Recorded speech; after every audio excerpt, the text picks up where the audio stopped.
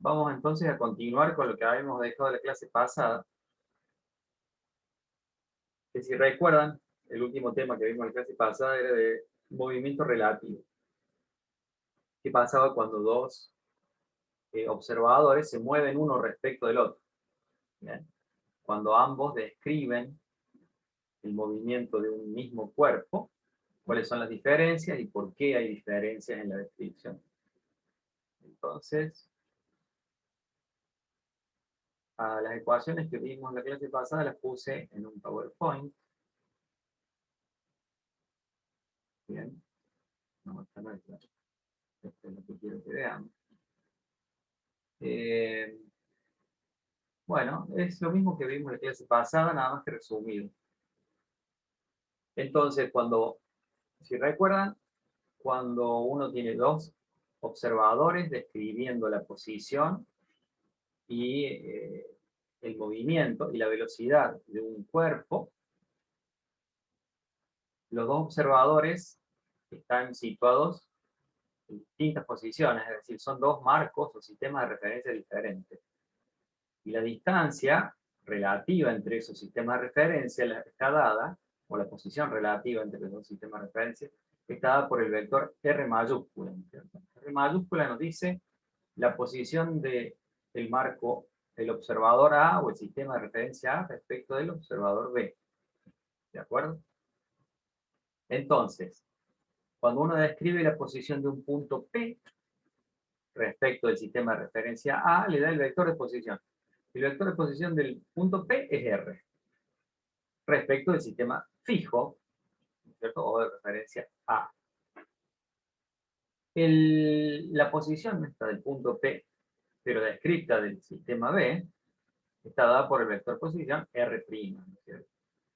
Y la relación entre R y R' está dada por el vector posición relativa de los dos sistemas. Entonces, por suma vectorial, uno puede ver que el vector R es la suma del R mayúscula más R', ¿no es cierto? Por la regla del polígono se ve claramente que la suma es R, que es el vector de R.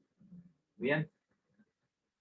Si uno de los sistemas, por ejemplo, el sistema este que yo pongo móvil, no está móvil, está quieto, entonces esta ecuación, la primera de las ecuaciones es la que funciona, como habíamos hablado, para expresar un vector respecto de otro en los distintos sistemas de referencia. Ahora bien, si el sistema B, por ejemplo, se está moviendo y con una velocidad V mayúscula en la dirección X, por ejemplo, puede ser cualquier dirección.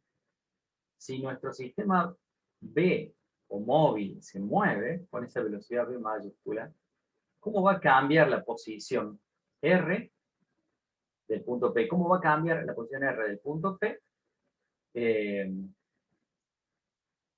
respecto de la posición en el otro sistema? Este sistema se está moviendo, por lo tanto el vector R' va cambiando. El R' va a ir cambiando, sí, va a ir cambiando y va a ir cambiando este R, porque se va moviendo. Estos dos van a ir cambiando, pero siempre se va a mantener que es la suma de los dos vectores, este más este. ¿De acuerdo? Y entonces, como nuestro vector R se está moviendo, que está cambiando, ¿cómo está cambiando? Si la velocidad es constante, está cambiando como velocidad por tiempo. La variación de la posición es velocidad por tiempo, ¿no es cierto? Entonces, en vez de poner R acá, ponemos velocidad por tiempo. Y nos quedan estas ecuaciones de movimiento relativo, ¿no es cierto? La coordenada X es igual a la coordenada X' más la velocidad en X por el tiempo. La coordenada Y y la coordenada Z de la misma forma. Estas son las que se llaman ecuaciones o transformaciones de Galileo. Y como habíamos visto, si derivamos esta ecuación, si derivamos la primera, tenemos las transformaciones de Galileo para las velocidades, que nos decían que la velocidad respecto, cuando se mueve el punto P con la nueva velocidad V, la velocidad respecto del sistema fijo es igual a la velocidad respecto del sistema móvil, más la velocidad relativa entre los sistemas. ¿Tá? Eso es más o menos lo que hablábamos en la clase pasada. Y la regla mnemotécnica para acordarse de cómo se aplica esta reglita es la siguiente. La velocidad respecto del marco de referencia fijo en tierra, le ponemos la T mayúscula de tierra.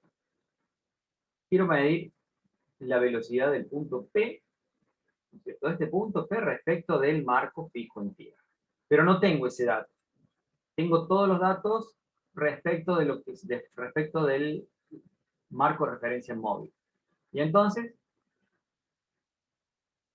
lo que se obtiene, partiendo de esta transformación de Galileo de las velocidades, es que la velocidad respecto del sistema fijo en tierra es igual a la velocidad del punto P respecto del sistema móvil, más la velocidad del sistema móvil respecto de tierra.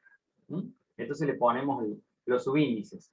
Punto P, tierra, punto P, sistema móvil respecto de tierra. Perdón. Sistema móvil respecto de tierra. ¿Está? Siempre vamos a considerar movimientos relativos entre los sistemas a velocidad constante, ¿no es cierto? ¿Por qué? Porque estos son los que se llaman sistemas inerciales. Los sistemas fijos o que se mueven a velocidad constante son los sistemas inerciales. También podemos decir que son sistemas no acelerados. Porque ¿qué pasa en un sistema no acelerado? Las cosas no se ven igual, perdón, ¿qué pasa en un sistema que sí está acelerado? Las cosas no se ven de la misma forma. En un sistema no inercial, como habíamos hablado del ejemplo de la calecita los otros días, cuando uno se sube a la calecita, la fuerza que uno observa desde afuera, que es la fuerza centrípeta, o la aceleración centrípeta que mantiene el movimiento unido al centro, cuando uno se sube a ese sistema de referencia en rotación que está acelerado, porque tiene aceleración centrípeta, uno siente la aceleración al revés, ¿no es cierto? Entonces, no puede describir correctamente el movimiento, pues es más difícil describirlo correctamente el movimiento.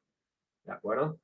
Por eso nos vamos a referir siempre a sistemas inerciales, es decir, aquellos que se mueven con velocidad constante o están fijos.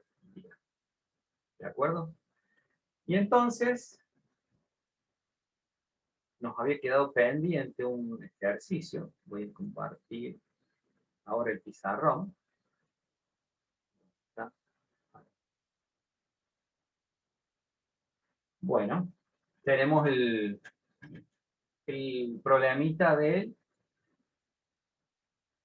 bote que quiere cruzar en un río y quiere llegar desde el punto A al punto B. El punto B está directamente en línea recta con el punto A. ¿De acuerdo? El problema que tiene es que el río se mueve con una velocidad 6 metros sobre segundo en la dirección X, por ejemplo, en la dirección horizontal. Bien. Entonces, ¿cómo tiene que hacer para poder llegar al punto B? ¿Cómo tiene que ser la velocidad del barco respecto del río para que llegue, para que se mueva, ¿sí?, en dirección vertical? Cuando uno quiere nadar, es lo mismo que cuando uno quiere nadar en el río, en un río que viene rápido y quiere llegar a un punto justo en línea recta de la otra orilla. Tiene que hacer, ¿cierto? Tiene que hacer fuerza opuesta a la velocidad del río para poder moverse en línea recta, tal cual lo expresa acá el dibujito del bote, ¿no?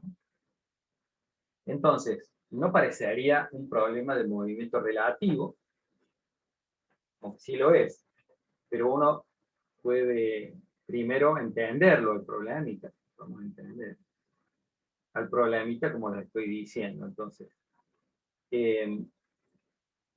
nos tenemos que mover, el bote se tiene que mover.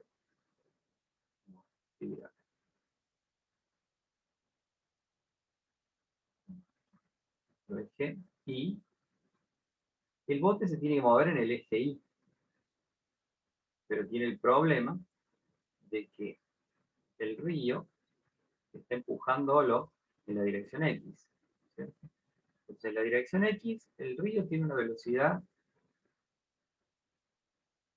V del río, B del río. Esa es la velocidad del río respecto de tierra, ¿no es cierto? Porque de tierra se ve que el río se mueve en la dirección. ¿Y la velocidad del río respecto a tierra? ¿Cuál es? El vector S tiene una dirección. Dice de 6 metros por segundo. 6 metros sobre segundos en X y 0 en Y. Esa es la velocidad del río respecto a tierra. Ahora, el bote se puede mover con 10 metros por segundo de módulo. Usted tiene que moverse de tal manera que tiene que llegar hasta, que tiene que moverse en línea vertical, en línea recta. O sea que tiene que tener una componente de velocidad vertical, una velocidad del bote, le vamos a poner respecto de tierra. A ver, le vamos a poner la velocidad del bote, tiene que tener una componente vertical y una componente que anule, ¿no es cierto? Que nos anule la componente de la velocidad del río para que se pueda mover justo en línea recta. O sea que esta componente tiene que ser igual a esta para que el movimiento resultante sea vertical, ¿cierto? Entonces, ¿cómo voy a ver yo desde afuera? Yo estoy desde la orilla, tengo un ojo. ¿Cómo voy a ver desde afuera el bote que se mueve? ¿Cómo voy a ver al bote que se mueve de afuera? Y si está haciendo bien las cosas, yo voy a ver que el bote se mueve en línea recta.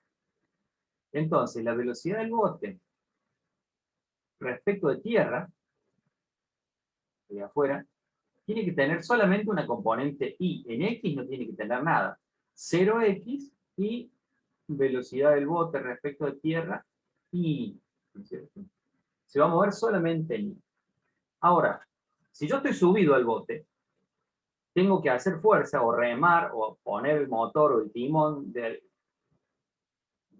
manera que esta componente anule la componente del río. Entonces, si yo estoy subido, la velocidad del bote respecto del río, si yo estoy subido al bote, estoy en el río. Entonces, ¿qué tengo que hacer? Tengo que tener dos componentes. Una componente X, la velocidad del bote respecto del río en X, y otra componente en Y, la velocidad del bote respecto del río en Y.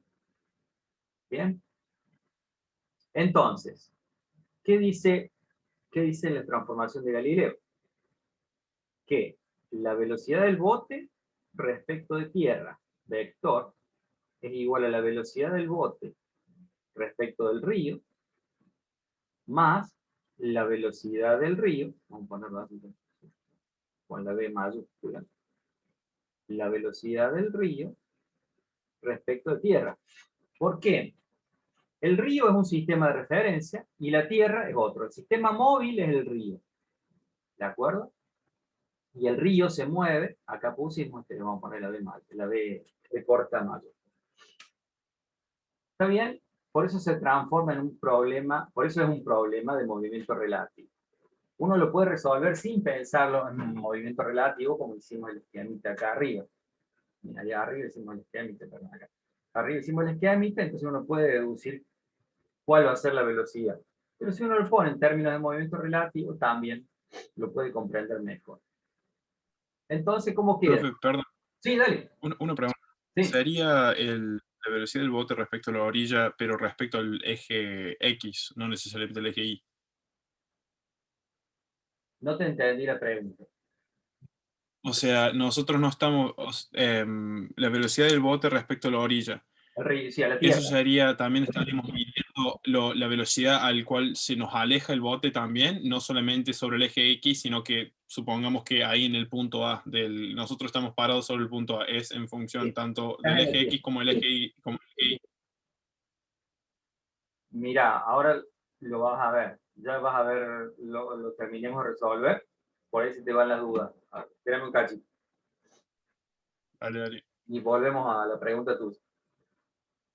Entonces, yo utilizo esta ecuación del movimiento relativo. Ya sé cuánto vale cada una de las velocidades, porque la velocidad del bote respecto de tierra es una incógnita. Pero ya sé que la componente x tiene que ser 0, porque yo quiero verlo desde acá. Yo desde acá lo veo, lo voy a ver en línea recta. Entonces la componente x vale 0 y la componente y vale algo que no sé todavía. Velocidad del bote respecto de tierra, componente y. Igual. La velocidad del bote respecto del río. La velocidad del bote respecto del río tiene una componente velocidad del bote respecto del río en x y una componente velocidad del bote respecto del río en y, más la velocidad del bote respecto de, perdón, la velocidad del río respecto de tierra, que la acabamos de poner ahí arriba, que es 6 metros sobre segundo, c. Bueno, y entonces, igualemos componente a componente, o las veamos así, fíjense. Dice, igualando componente a componente, la componente x, fíjense, 0. ¿Cuáles son las componentes x? Como componentes x, 0 igual a la velocidad del bote respecto del río en x, más 6 metros sobre segundo. O sea que de acá sacamos que la velocidad del bote respecto del río, la componente x, tiene que ser menos 6 metros por segundo, que es lo que estábamos diciendo. Tiene que empujar para acá con la misma velocidad, tiene que tener la misma velocidad contraria para que la resultante sea vertical. Bien. Y respecto, y si sumamos en y, nos falta algún dato, porque la componente del bote respecto de tierra en y tiene que ser igual a la componente del bote respecto del río en y. Eso nos da este curso. Pero ¿qué dato tenemos? Fíjense, dice que el bote puede desarrollar una velocidad sobre el agua de 10 metros por segundo en magnitud. Quiere decir que el módulo de la velocidad del bote en el agua, el módulo, es decir, que el módulo de la velocidad del bote en el río, de ese vector, es igual a 10 metros sobre segundo. Bueno, eso nos cierra el problema. Fíjense por qué. Porque tenemos, ¿cuál es la velocidad? ¿Cómo nos queda la velocidad del bote? Ese vector, ¿cómo queda? Queda menos 6 en x, la velocidad del bote respecto del río en x vale, tiene la componente menos 6 metros sobre segundo, y esta componente que no conocemos, que le llaman, bueno, velocidad del bote respecto del río, componente y, que podríamos haber puesto y, no me parece. Quiere decir que el módulo de eso tiene que ser 10 metros por segundo. Y una de las componentes vale 6, así que acá usamos el teorema de Pitágoras y listo. Esto significa el módulo, recuerden que es la raíz cuadrada de 6 metros sobre segundo al cuadrado, más la velocidad del bote respecto del río en I al cuadrado, y esto tiene que ser igual a 10 metros sobre segundo. Entonces despejamos. La velocidad del bote respecto del río I igual a la raíz cuadrada de 10 al cuadrado menos 36, menos 6 al cuadrado. Pero estoy resolviendo. Menos 6 al cuadrado. Todo metros sobre segundo afuera, porque si uno pone metros sobre segundo al cuadrado, acá. Y esto da 64, o sea, da 8 metros sobre segundo. Bien. Por lo tanto, ¿cómo queda el vector velocidad? Esto queda igual a 8 metros sobre segundo. ¿Bien? O sea que mi vector velocidad del bote respecto del río queda menos 6 metros sobre segundo, 8 metros sobre segundo. ¿Y a qué velocidad voy a ver el bote yo marchando en línea vertical? Y esto da 8. O sea que yo, viéndolo desde acá, no lo voy a ver a 10 metros por segundo porque tiene que gastar, ¿sí?, una componente de velocidad para poder viajar derecho. Entonces, lo voy a ver viajando a 8 metros sobre segundo en línea recta. ¿De acuerdo? Ese es todo el problema. Bien, cerró, más o menos. El que me había preguntado, no me fijé el nombre. Más o menos te respondió a la pregunta. Bien, Sí, profe, sí. bien, bárbaro. Bueno, eso era para cerrar el tema de movimiento relativo, que creo que este es un problemita interesante para ver, además tiene dos dimensiones. Está bueno. Volvamos a PowerPoint y empecemos con el tema de hoy, que es dinámica. Y la dinámica, o los fundamentos de la dinámica, comienzan siempre por las leyes de Newton. Y ustedes ya más o menos están familiarizados con las leyes de Newton, por lo que vieron en el cursillo, ¿sí? Y como es una ley, la verificación, esta ley es puramente experimental.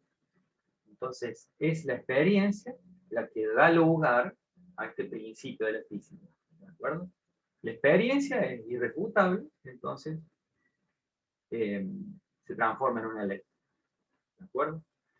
¿Y qué dice la primera ley de Newton? Hay distintas maneras de expresarla. Yo creo que esta me gusta en particular a mí. Y dice, un cuerpo libre de acciones externas, y cuando se observa desde un marco de referencia inercial, se mueve con movimiento rectilíneo y uniforme. En particular, si está inicialmente en reposo, se mantiene en reposo. ¿De acuerdo? Lo del marco de referencia inercial se podría poner al principio, siempre. Cuando vayamos a describir las leyes de Newton siempre dentro de un sistema de referencia inercial. Entonces podemos sacarlo del enunciado de la ley. Entonces, si lo sacamos del enunciado de la ley, dice, un cuerpo libre de acciones externas se mueve con movimiento rectilíneo y uniforme. En particular, si está en reposo, se mantiene en reposo. Si está con velocidad constante, se mantiene con velocidad constante. Es decir, otra forma de expresar la primera ley de Newton es que un cuerpo libre de acciones externas no cambia el estado de movimiento que tiene. ¿De acuerdo? O sea, que son las acciones externas las que cambian el estado de movimiento del cuerpo. ¿Vamos? Entonces, lo de marco de referencia inercial, como habíamos hablado hace un ratito, y la que se pasa del sistema de referencia inercial, lo incorporamos. Pero siempre las leyes de Newton se las describe desde un sistema de referencia inercial. Es más, un sistema de referencia inercial se define también como el sistema de referencia para el cual se cumplen las leyes de Newton. ¿Bien? Para el cual se verifican, un sistema de referencia en el que se verifican las leyes de Newton es un sistema de referencia inercial. Bien. Es otra forma de definirlo, pero todavía no hemos terminado de ver las leyes de Newton. Entonces, no estamos hablando todavía de fuerzas, concepto que ustedes también ya tienen, supongo, bastante presente. Estamos hablando simplemente de acciones externas. Cuando un cuerpo está libre de acciones externas, su movimiento es rectilíneo y uniforme. ¿Sí? ¿Y qué sabemos del movimiento rectilíneo y uniforme? ¿Cómo es la velocidad en un movimiento rectilíneo y uniforme? La velocidad es constante. Bastante. Y la aceleración es cero. Eso sabemos de un movimiento rectilíneo y uniforme. Cero, aceleración cero y libre de acciones externas. Estamos relacionando entonces que si no hay acciones externas, la aceleración es cero. La aceleración, entonces, es la que cambia el estado de movimiento de un cuerpo. ¿De acuerdo? Entonces, las acciones externas son las que provocan la aceleración. Un razonamiento así. Hablando de acciones externas, no hay nada que intervenga en el movimiento de un cuerpo, ¿sí? Cuando está libre de acciones externas. ¿De acuerdo? Sigamos entonces. ¿Qué estamos diciendo? Que para modificar el estado de movimiento de un cuerpo necesitamos una acción externa. Esa acción externa sabemos por experiencia que es una fuerza, ¿no es cierto? Que es que es un esfuerzo muscular. Para cambiarle el estado de movimiento a algo tenemos que empujarlo, o tocarlo, o ponerlo en contacto con otros cuerpos. Esas acciones externas, o esa acción externa necesaria para cambiar el estado de movimiento del cuerpo, le llamamos una acción dinámica. Primero le llamamos acción dinámica, porque cambia la dinámica, modifica el movimiento. Y esa acción dinámica tiene un vector representativo que le vamos a llamar fuerza. ¿Ah? Entonces, así llegamos a fuerza, así llegamos al concepto de fuerza, como la acción dinámica que nos cambia el estado de movimiento del cuerpo. ¿Bien? Para completar la idea que ustedes tienen de fuerza como esfuerzo, básicamente es lo que cambia el estado de movimiento de un cuerpo, ¿cierto? O la acción dinámica que cambia el estado de movimiento. Entonces, ¿cómo expresamos la segunda ley de Newton? De nuevo, desde un marco de referencia inercial, se observa que la fuerza aplicada a un cuerpo es directamente proporcional a la aceleración que produce. Y el factor de proporcionalidad depende, es propio del cuerpo al que le estamos modificando el movimiento. ¿De acuerdo? Y ese factor de proporcionalidad es la masa. Bien, o sea, la fuerza es la acción dinámica que cambia el estado de movimiento, por lo tanto produce una aceleración. Y además es proporcional a esa aceleración que produce. Ya sabíamos por la primera ley que produce una aceleración, la acción dinámica esta externa. Produce una aceleración, pero acá estamos diciendo que esa aceleración además es directamente proporcional a la fuerza aplicada. Y esa constante de proporcionalidad se llama masa y es propia del cuerpo. Fuerza, entonces esta es la expresión de la segunda ley de Newton. Fuerza igual a masa por aceleración. ¿Qué es la masa entonces? Además de ser el factor de proporcionalidad entre fuerza y aceleración, es lo que es la resistencia que ofrece el cuerpo al cambio en su movimiento. ¿De acuerdo? Y eso se llama la inercia del cuerpo. ¿Bien? O sea, es una medida de la inercia del cuerpo. Como digo acá, dice, la masa es la propiedad de un objeto que especifica cuánta resistencia muestra este objeto para cambiar su velocidad. ¿Sí? Es decir, que representa la inercia de ese objeto. ¿De acuerdo? Entonces, la masa es la resistencia al cambio en el estado de movimiento. Y a eso se le llama inercia. La masa es la inercia del cuerpo. Bien. ¿En qué unidades se mide entonces la fuerza? ¿Sí? Si fuerza es masa por aceleración, sabemos que la masa se mide en kilogramos, en kgs o en gramos. Entonces la magnitud de la fuerza se expresa en kilogramos por metro sobre segundo al cuadrado, y esa unidad conocemos y se llama Newton. El primer ejemplo de fuerza, generalmente vemos en la fuerza gravitacional, que es la masa por la aceleración de la gravedad, por la aceleración a la que está sometida esa masa cuando la soltamos, ¿sí?, en la Tierra. Entonces, la masa por la gravedad, por la aceleración de la gravedad, nos da la fuerza peso o la fuerza gravitatoria. Y esto es claramente lo que distingue la masa del peso, ¿no es cierto? Masa es una unidad escalar, kilogramos, y el peso es una unidad vectorial, porque es una fuerza, y se mide en Newton. ¿De acuerdo? Bien. Vamos entonces a la tercera ley de Newton,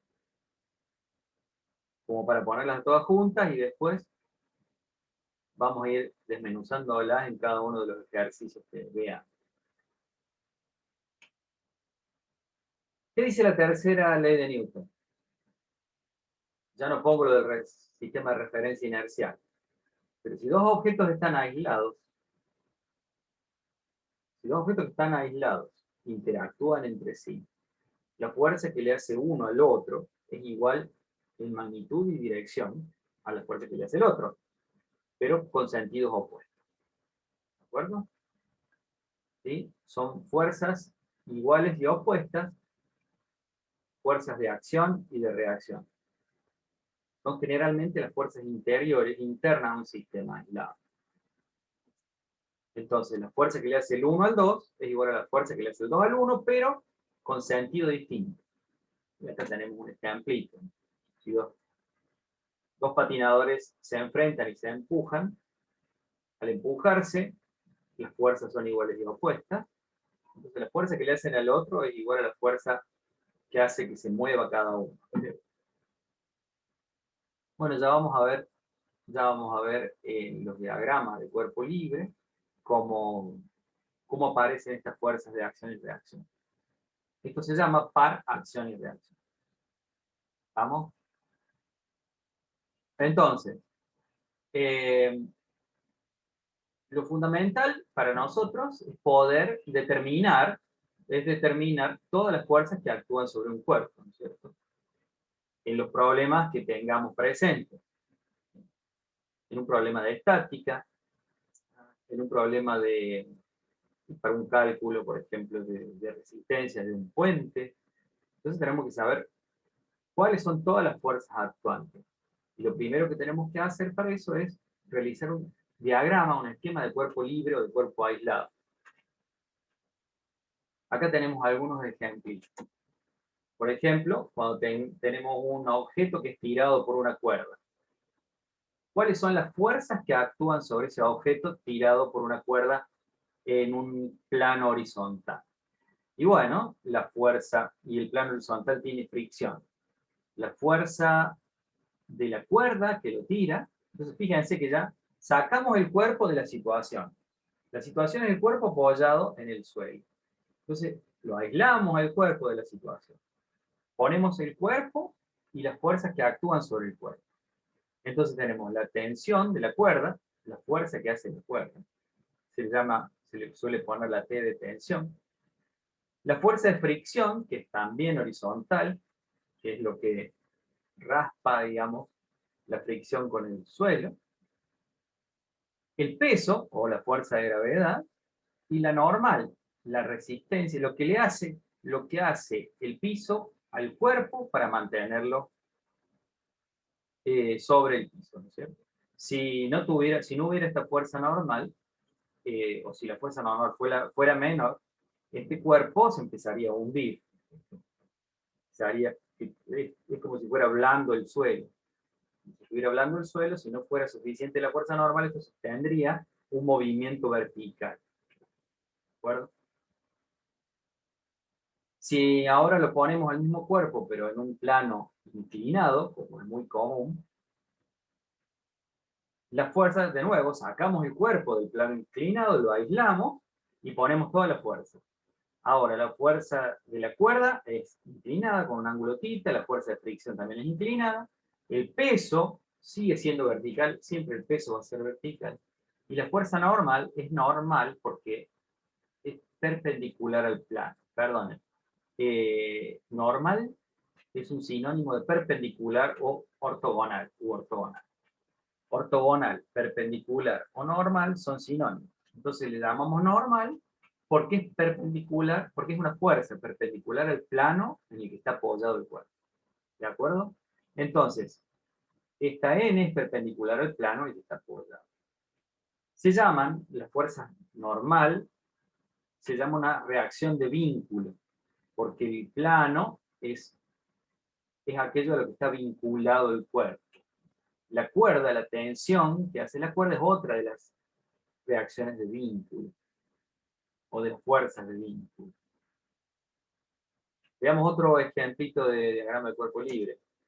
Acá tenemos un cuerpo en un plano inclinado, pero tirado de otro cuerpo a través de una cuerda, y esa cuerda está sujetada a una polea, ¿no? Entonces, ¿qué hacemos? Tenemos dos cuerpos en este problema. Bueno, aislamos cada uno de los cuerpos y le hacemos las fuerzas, y le planteamos o dibujamos las fuerzas correspondientes a cada cuerpo.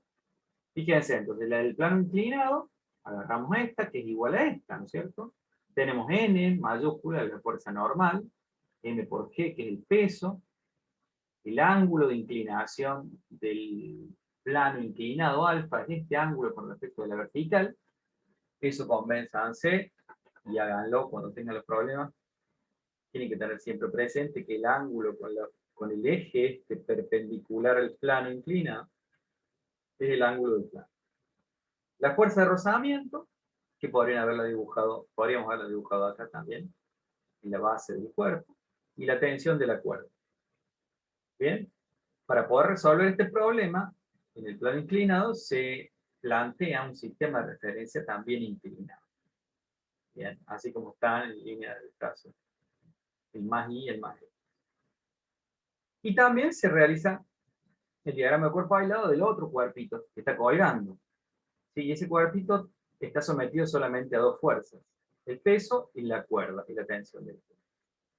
Si esta polea no tuviera rozamiento, esta polea solamente permitiera el movimiento de la cuerda sin fricción, entonces estas dos tensiones serían iguales. T' igual a T porque es la misma cuerda. ¿De acuerdo? Cuando esa polea tiene fricción, las tensiones no son las mismas. El otro caso que vamos a ver, el otro ejemplo, es el de un péndulo. Esta es una bocha, una bolita que está colgada de un hilo, que oscila, ¿cierto? Que oscila alrededor de este punto que es el centro de rotación. Un péndulo está básicamente rotando alrededor del punto con un radio igual a la longitud de la cuerda. Para esta situación, para este punto, le saqué una foto del péndulo cuando estaba haciendo un ángulo θ respecto de... Sí, bueno, haciendo un ángulo θ respecto de la vertical. Le sacamos la foto y le planteamos entonces, lo aislamos y hacemos el diagrama del cuerpo aislado. Entonces acá está nuestra bolita, las fuerzas que actúan son el peso del cuerpo y la tensión de la cuerda. Nada más. ¿De acuerdo? Entonces, vayamos al pizarrón ahora. Vayamos al pizarrón para resolver un poquito más a fondo estos problemas, estos ejemplos. Pizarrón. Bueno, entonces yo acá tengo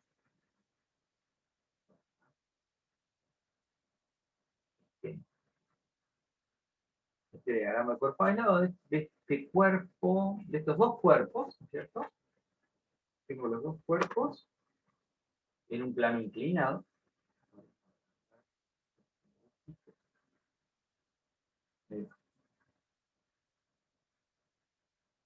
Y entonces, ¿cómo se resuelve este problema?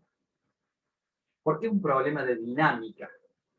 Estamos planteando, entonces, las fuerzas que actúan sobre un sistema, sobre un cuerpo, ¿cierto? Estamos viendo o desmenuzando las acciones dinámicas que actúan sobre un cuerpo. Y sabemos que la segunda ley de Newton nos dice que la fuerza resultante, la fuerza, esta F que les puse, igual a masa por aceleración, esta fuerza es la resultante de todas las fuerzas que actúan sobre un cuerpo, que es igual a la masa del cuerpo por la aceleración que adquiere el cuerpo por haber recibido todas estas fuerzas, ¿sí?, actuando sobre él. Entonces esta fuerza sola que les puse, en realidad es la suma de todas las fuerzas que actúan sobre un cuerpo.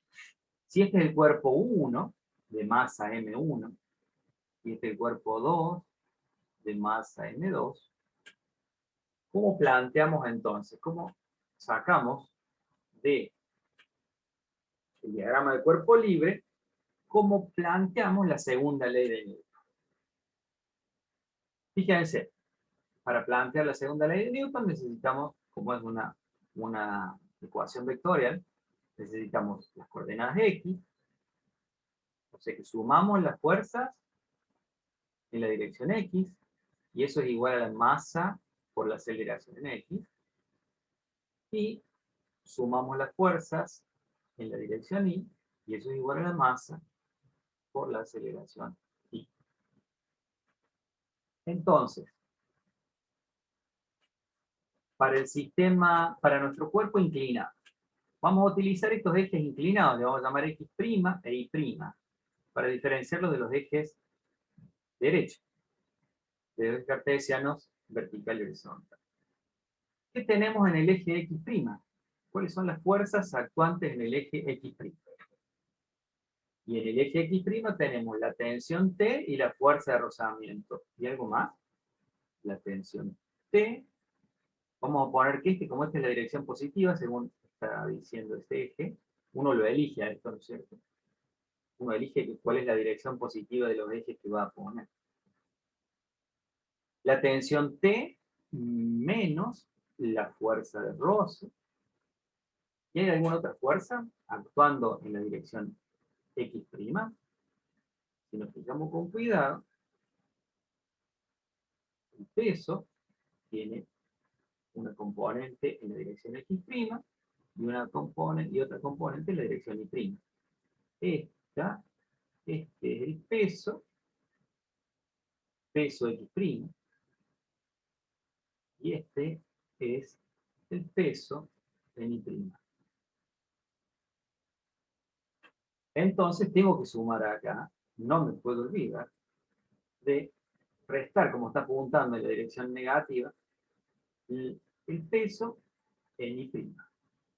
Y esto es igual a la masa del cuerpo 1, porque este es el cuerpo 1, la masa 1, por la aceleración del cuerpo.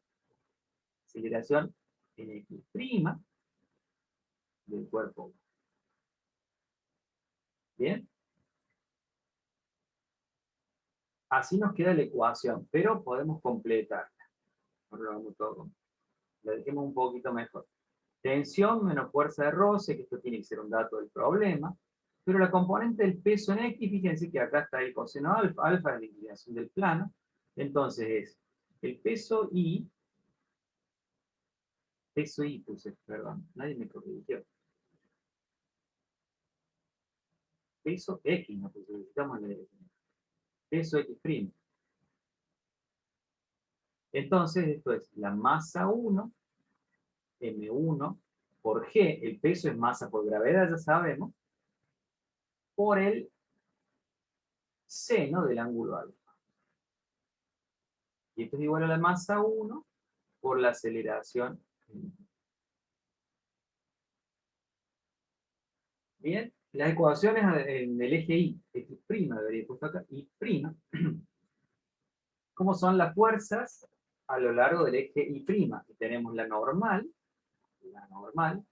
menos la componente del peso Y'. ¿Igual a cuánto? ¿Tenemos movimiento perpendicular al plano inclinado? No, no hay movimiento. Entonces acá tenemos cero. Tenemos equilibrio en esta dirección hay equilibrio. O sea que nos queda la ecuación como la normal, menos la masa por la gravedad, por el coseno, ya, igual a cero. ¿Bien? Ahí tenemos las primeras de las ecuaciones, quiero decir, para el cuerpo 1. Y para el cuerpo 2, no tenemos fuerzas en X, y no hay fuerzas en X. Ahora sí tenemos el eje Y, no Y', y el eje X, ¿verdad? No primado. En el eje Y, ¿qué fuerzas tenemos? Y tenemos que la tensión prima menos la masa del cuerpo 2 por G, acá faltaría un 2, es igual a ¿cuánto? ¿Se está moviendo o no se está moviendo? Estamos diciendo que este sistema, si le pongo que tiene aceleración X1, estamos diciendo que se está moviendo. Entonces uno no sabe para dónde se está moviendo y puede plantear, por ejemplo, un movimiento hacia allá.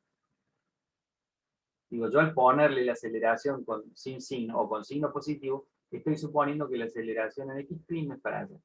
Y si se mueve para allá, este cuerpo inclinado, me van escuchando, ¿no es cierto? Para abajo. Sí. Bien, entonces este cuerpo, la aceleración del cuerpo 2 es para abajo. Si planteamos el movimiento hacia arriba del cuerpo 1, quiere decir que el cuerpo 2 se está moviendo hacia abajo. Y entonces acá sí tengo que ponerlo menos masa 2 por la aceleración del cuerpo 2 en la dirección.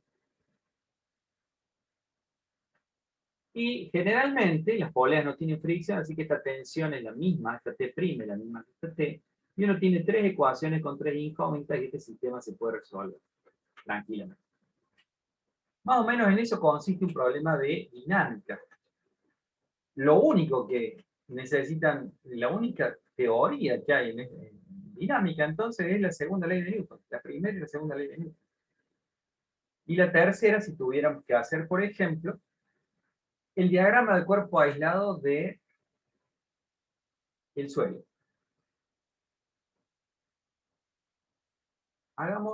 Tenemos el diagrama de cuerpo aislado del cuerpo 1 y del cuerpo 2, pero si quisiera hacer el diagrama de cuerpo aislado del suelo, ¿qué fuerzas recibe el plano inclinado? ¿Cuáles son las fuerzas que recibe el suelo? Y bueno, tenemos que el cuerpo está rozando, ¿cierto? Cuando avanza para allá, como la fuerza de rozamiento para atrás, estamos suponiendo que se está moviendo para allá, ¿cierto? Hay una fuerza de roce, y esta fuerza de roce es entre el plano, es una fuerza entre el plano y el cuerpo. Si el plano, esta fuerza de roce, esta, es la fuerza que le hace el plano al cuerpo, ¿no es cierto? Esta es una fuerza interior entre el plano y el cuerpo. Esta es la que le hace el plano al cuerpo. ¿Y cuál es la que le hace el cuerpo al plano? Si la que le hace el plano al cuerpo es para allá, la que le hace el cuerpo al plano es para allá. La fuerza de roce la sufre el plano también. ¿Sí? Se le hace el cuerpo al plano, pero el plano al cuerpo también. El cuerpo al plano, el plano. ¿Está? El plano al cuerpo y el cuerpo. Dije bien. Entonces tenemos la fuerza de roce esta sobre el plano. El peso del cuerpo también lo sufre el plano. Tenemos el peso del cuerpo, también lo está sintiendo el plano. El peso está aplicado sobre el plano. La normal la hace el plano del cuerpo, no la recibe el plano. Y bueno, y acá tendríamos también, si consideramos la polea, alguna fuerza de reacción. Alguna fuerza de reacción con alguna dirección, ¿no es cierto? Una reacción ahí de la polea, no importa tanto. Me interesaba que entendieran lo que ocurre con la fuerza de roce. La fuerza de roce es una fuerza interior. O sea, acá estamos aplicando la tercera ley de Newton. La fuerza de roce que le hace el plano al cuerpo es esta, porque esta es la que siente el cuerpo. Pero el plano también siente la misma fuerza opuesta. ¿De acuerdo? Bueno, sí. Resolvamos entonces algo parecido a lo que acabamos de hacer, pero con numeritos, ¿sí? Este problema que es el 8 de la guía que estamos siguiendo en el práctico, ¿sí? Entonces tenemos algo similar a lo que ocurría recién. Dice el sistema de la figura, tenemos la masa 1, que creo que es esta, ¿sí? Supongo que es la masa 1, esta es la masa 2, masa 1 de 25 kilogramos, masa 2 de 15, despreciando el rozamiento, calcula la aceleración del sistema y la tensión en la cuerda. Acá, ¿ves? La tensión, si hay una sola tensión, quiere decir que esta polea no tiene fricción, que es lo que generalmente pasa. Y entonces hay que hacer el diagrama de cuerpo libre de ambos. Agarramos la masa 1, el cuerpo 1, cuerpo 1. ¿Qué fuerzas actúan sobre el cuerpo 1? Y estamos viendo que la cuerda lo tira para allá. Yo me paro para hacer el diagrama de cuerpo aislado. De cada cuerpo yo me tengo que parar como si fuera ese cuerpo. Me paro, soy yo la masa 1. ¿Hacia dónde me está tirando? Como está planteando, esta flechita debería tener que un vector aceleración. Está planteando que todo el sistema se mueve hacia abajo. Entonces, la cuerda T está tirándole hacia allá. Y la tensión T o la fuerza de la cuerda es una fuerza hacia la derecha. ¿Qué otras fuerzas están actuando? No dice que haya rozamiento, sí, dice despreciando el rozamiento, así que no hay fricción entre el cuerpo y el plano. Entonces, ¿qué fuerzas actúan? El peso y la normal. Y la normal. Perdón. Peso y normal tienen que ser más o menos el mismo largo, así que hay que tener cuidadito, hay que hacer más o menos bien los dibujitos, no como yo. Podría haber hecho un poco más grande. Y fíjense que la No, normal. profe, Sí, la normal y el peso se supone que son iguales, ¿no? son iguales cuando el plano es horizontal. Cuando el plano es vertical, no. En este caso, la normal, fíjate, es igual a la componente y prima del peso. No son iguales. ¿Bien? Y además, Ah, la normal y el peso no son iguales en general. Porque si alguien si esta tensión, en vez de ser para acá, si esta tensión, en vez de ser así, si esta cuerda hubiera estado tirando para arriba, entonces el plano haría menos fuerza, porque yo tengo una componente que está alivianando el peso. Esta componente de la tensión en I estaría alivianando el peso. Entonces, el peso, mm, el peso con la tensión en I, estas dos fuerzas sumadas me hace que pese menos, digamos, el cuerpo, y finalmente la reacción del piso es menor al peso, porque hay una componente de la tensión que está levantándolo. O sea, cuando uno empieza a levantar algo, el piso hace menos fuerza. O sea que la normal no es igual al peso. Para sacar la normal uno tiene que plantear la suma de las fuerzas en I, o en el eje perpendicular al plano, ¿cierto? ¿Estamos de acuerdo? O sea, quédense bien, con esto bien claro. La normal no es igual al peso en general. Solamente cuando tengo un plano horizontal y no hay fuerzas verticales más allá del peso, entonces ahí sí la normal es igual al peso. Si no, no. Bueno, planteemos de nuevo. Hagamos de nuevo el dibujo. Tenemos el peso. El peso lo dibujamos siempre a partir del centro de masa, del centro del cuerpo. Pero la normal la dibujamos a partir del plano, que es el que le hace la fuerza normal. En este caso, peso y normal son iguales, así que voy a tratar de hacer las flechitas parecidas. Normal, peso. Tensión de la cuerda. Y no hay más, fuerzas aplicadas sobre este cuerpo, porque no hay fricción. Ahora agarremos el otro cuerpito, el que está inclinado. Entonces agarramos el dibujito del cuerpo inclinado. Así, lo aislamos. Ahora planteamos la fuerza. La cuerda lo está tirando a este, pero para atrás, con la misma tensión, porque la polea está sin rozamiento. El peso del cuerpo desde el centro, peso del cuerpo, y la normal desde el suelo, pero es perpendicular al plano inclinado. ¿De acuerdo? Bien. Entonces, una vez que tenemos los diagramas, me puse el peso, este es el peso 1, este va a ser el peso 2, este va a ser la normal 2, y esta va a ser la normal 1. La tensión es exactamente la misma. Una vez que estamos seguros de nuestro diagrama de cuerpo libre, entonces podemos dibujar un sistema de referencia, para hacerlo un poquito más prolijo. A ver, estoy tratando de que aprendan a plantear un problema de dinámica lo mejor posible, ¿cierto? Entonces, fíjense, nuestro plano inclinado dice que tiene 37 grados, ¿es cierto? Yo estoy midiendo 26 acá. 27, 27. Bien, tenemos entonces los ejes para el cuerpo que está inclinado, vamos a hacer un sistema de ejes de color rojo. Este y uno perpendicular. 27 debería tener 63. Bien, ese sería perpendicular.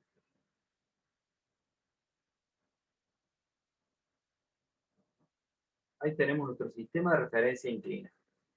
Guardamos.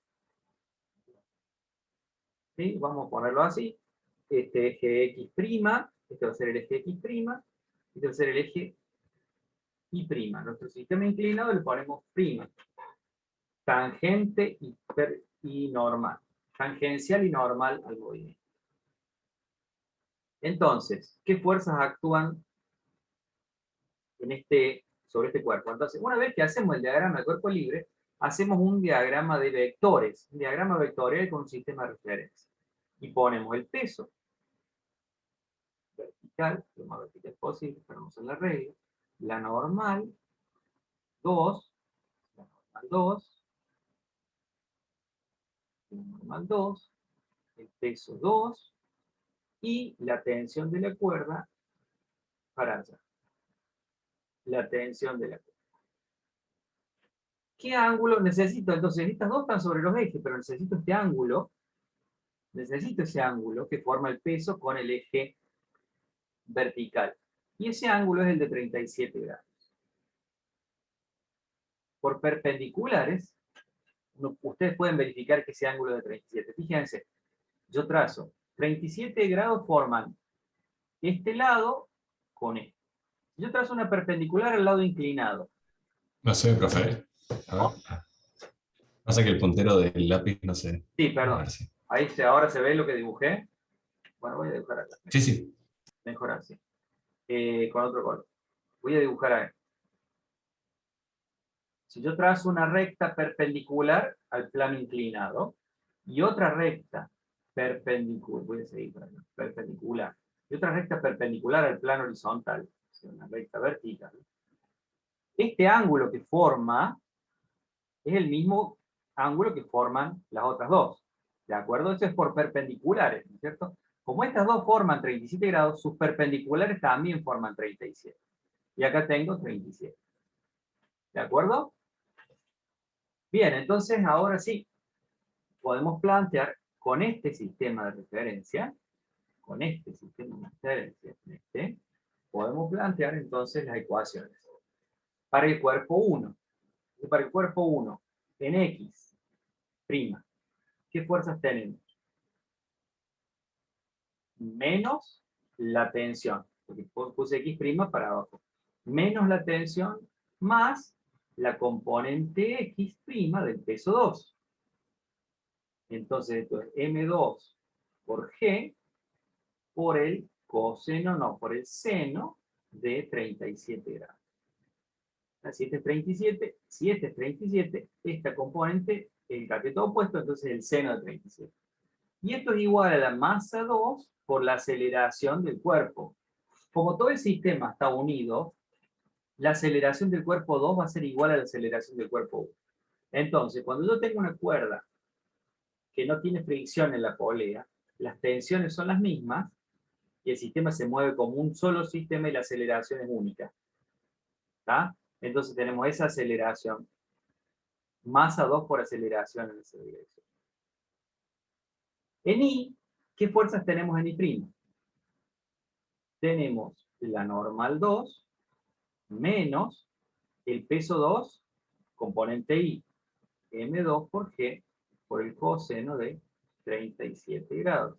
Y eso es igual a 0 porque no se está moviendo verticalmente.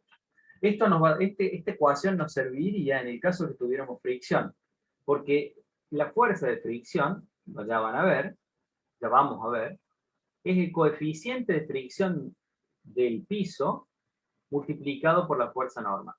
Entonces, esta ecuación no la descarten, ahora no nos sirve, pero cuando tengamos fuerza de fricción la vamos a necesitar porque la normal es la que determina la fuerza de fricción. ¿De acuerdo? Este mu es un coeficiente de rozamiento que depende de la rugosidad de la superficie. ¿Estamos? Así que esta ecuación de fuerzas en I, que tiene la normal, no la descarten porque nos sirve para despejar la normal y después calcular la fuerza de roce. Ahí tenemos las dos ecuaciones entonces para el cuerpo 1. Para el cuerpo 2 es un poquito más fácil. Tenemos cuerpo 1, este es el cuerpo 2. Para el cuerpo 1, tenemos en X y en Y también. En X Bueno, el sistema de referencia que es un poco más fácil, no hace falta dibujarlo, fíjense. En X tenemos la tensión, ¿sí? En X tenemos la tensión y nada más. La tensión es igual a la masa 1 por la aceleración. Y en Y tenemos que la normal menos el peso, la normal 1 y el peso 1 es igual a 0. ¿Estamos? ¿De acuerdo?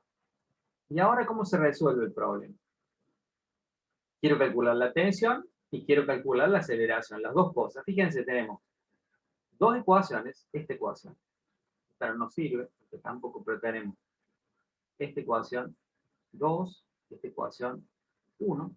Dos ecuaciones con dos incógnitas, podemos resolver el sistema. Despejemos de la ecuación 2 la tensión, está despejada. Entonces la sustituyamos, hagamos sustitución, y le pongamos en, el sistema, en la ecuación número 1. ¿Cómo queda? En vez de tensión ponemos masa 1 por aceleración. Masa 1 por aceleración con signo menos, más masa 2 por G por el seno de 37, igual a masa 2 por la misma aceleración. Entonces, ahora de acá despejamos la aceleración. Paso sumando este término y nos queda M2 por G por el seno de 37 igual a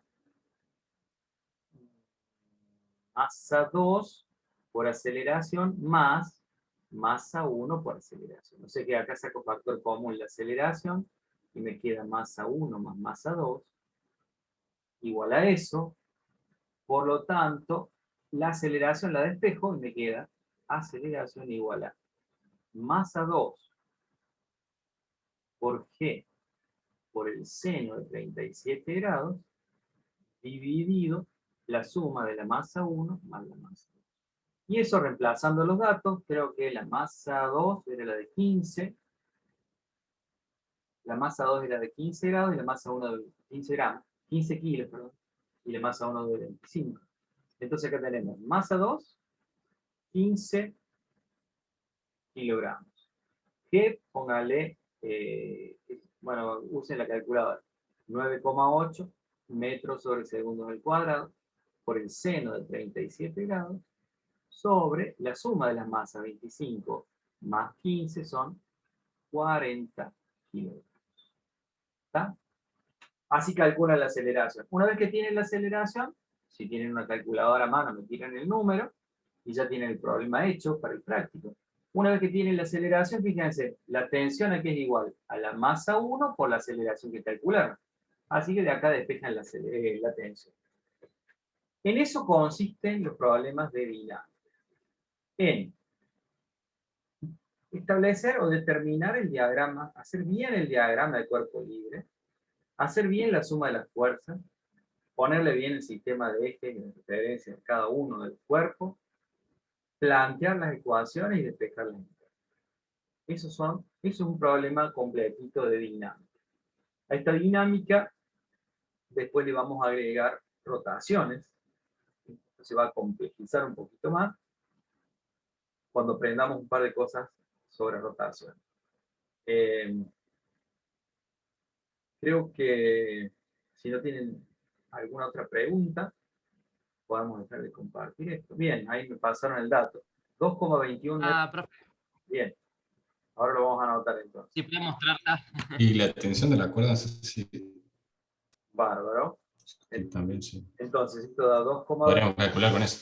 Claro, lo tienen que calcular. Esto da, entonces me dicen 2,21 metros sobre segundos al cuadrado. Y entonces la tensión es 25 kilogramos por 2,21 metros sobre segundo al cuadrado. 25 por 2, 50, bueno,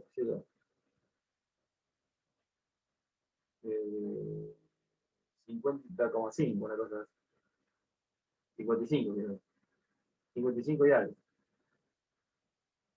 Y Newton. Por poner metros sobre segundo. Kilogramos por metro sobre segundo. Vamos a poner directamente 55 y pico de Newton. Coma algo. Como 25. ¿Cómo?